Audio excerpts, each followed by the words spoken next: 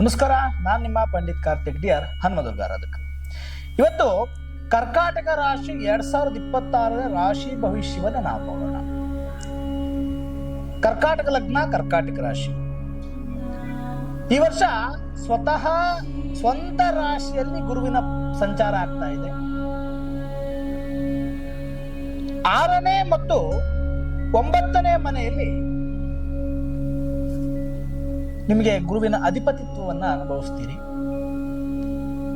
ಅದೇ ರೀತಿಯಾಗಿ ನೀವು ನೋಡ್ತಾ ಹೋದ್ರೆ ಈ ಗುರುಗ್ರಹದ ಅನುಕೂಲತೆಯಿಂದ ನೀವು 100% ಈ ವರ್ಷ ಒಳ್ಳೆಯ ಯಶಸ್ಸನ್ನ ಪಡೀತೀರಿ. ಆದರೆ ಸಾಂಸಾರಿಕ ಜೀವನದಲ್ಲಿ ಈ ವರ್ಷ ಕರ್ಕಾಟಕ ರಾಶಿಯವರು ತುಂಬಾ ದೊಡ್ಡ ಪೆಟ್ಟನ್ನ ತಿನ್ಬೇಕಾಗುತ್ತೆ. ಒಂದ್ ವೇಳೆ ಯಾರಾದ್ರೂ ಈ ವರ್ಷ ಮದುವೆ ಆಗಬೇಕು ಅನ್ಕೊಂಡಿದ್ರೆ ಚಾಯ್ಸ್ ಅನ್ನ ಕರೆಕ್ಟ್ ಆಗಿ ಮಾಡ್ಬೇಕಾಗತ್ತೆ. ನೆನ್ಪಿಟ್ಕೊಳ್ಳಿ, you want to choice the better one. ನಿಮ್ಮ ಚಾಯ್ಸು ಈ ವರ್ಷ ಒಳ್ಳೇದಿದ್ರೆ ಖಂಡಿತ ಒಳ್ಳೇದಾಗುತ್ತೆ. ಇಲ್ಲ ಅಂದ್ರೆ ಈ ವರ್ಷ ಸಾಂಸಾರಿಕ ಜೀವನದಲ್ಲಿ ಅತಿ ದೊಡ್ಡ ನಷ್ಟವನ್ನ, ಅತಿ ದೊಡ್ಡ ಸಮಸ್ಯೆಯನ್ನ ಕರ್ಕಾಟಕ ರಾಶಿಯವರು ಈ ವರ್ಷ ಅನುಭವಿಸ್ತಾರೆ. ಅದೇ ರೀತಿಯಾಗಿ ರಾಹುವಿನ ಸಂಚಾರದಿಂದ ಈ ವರ್ಷ ಆರೋಗ್ಯದಲ್ಲಿ ಪರಿಣಾಮವನ್ನು ತಿಂತೀರಿ ಕರ್ಕಾಟಕ ರಾಶಿಯವರು. ಆದರೆ ಗುರು ಅವದನ್ನ ಒಂದು 50% ಕಡಿಮೆ ಮಾಡ್ತಾರೆ ಈ ವರ್ಷ ಗುರುವೇ ನಿಮ್ಮ ಮನೆ ದೇವರು ಅನ್ಕೊಳ್ಳಿ. ಈ ವರ್ಷ ಗುರುವೇ ನಿಮ್ಮ ಮನೆ ದೇವರಾಗಿರ್ತಾನೆ. ಯಾಕೆ ಅಂತಂದ್ರೆ ನಿಮಗಾಗುವಂತಹ ಸಮಸ್ಯೆಯನ್ನ 50 ಭಾಗದಷ್ಟು ಗುರು ಈ ವರ್ಷ ನಿಮಗೆ ವಾಪಸ್ ತಗೋತಾನೆ. ಕರ್ಕಾಟಕ ರಾಶಿಯವರಿಗೆ ಇದೆಲ್ಲದರ ಜೊತೆಗೆ ಈ ವರ್ಷ ಶನಿ ಕರ್ಕಾಟಕ ರಾಶಿಯವರಿಗೆ ಯಾವ ಫಲವನ್ನು ಕೊಡದಲೇ ನಿಲ್ಲುವಂತವನಾಗಿರ್ತಾನೆ. ಗುಡ್ ಆರ್ ಬ್ಯಾಡ್ ಯಾವುದೂ ಇಲ್ಲ.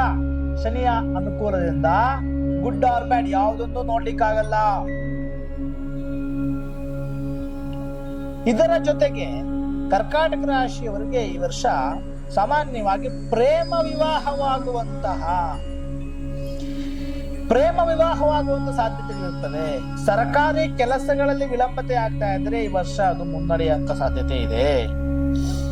ಶಿಕ್ಷಣ ವಿಚಾರದಲ್ಲಿ ನಾವು ನೋಡ್ತಾ ಹೋದ್ರೆ ವಿದ್ಯಾರ್ಥಿಗಳಿಗೆ ಈ ವರ್ಷ ಬಹಳ ಟೆನ್ಷನ್ ಆಗುತ್ತೆ. ಕರ್ಕಾಟಕ ರಾಶಿಯ ವಿದ್ಯಾರ್ಥಿಗಳಿಗೆ ಈ ವರ್ಷ ಬಹಳ ಟೆನ್ಷನ್. ಯಾಕೆ ಅಂತಂದ್ರೆ ಗುರು ವಿದ್ಯೆ ಕೊಡ್ತಾನೆ, ರಾಹು ಮತ್ತೆ ಶನಿ ಏನು ಕೆಲಸ ಮಾಡೋದಿಲ್ಲ. ರಾಹು ನಿಮಗೆ ಅಡ್ಡಲಾಗ್ತಾನೆ,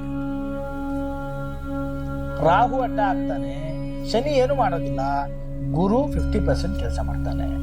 ಹಾಗಾಗಿ ಈ ವರ್ಷ ವಿದ್ಯಾರ್ಥಿಗಳು ಬಹಳ ಮುತುವರ್ಜಿ ವಹಿಸಬೇಕು.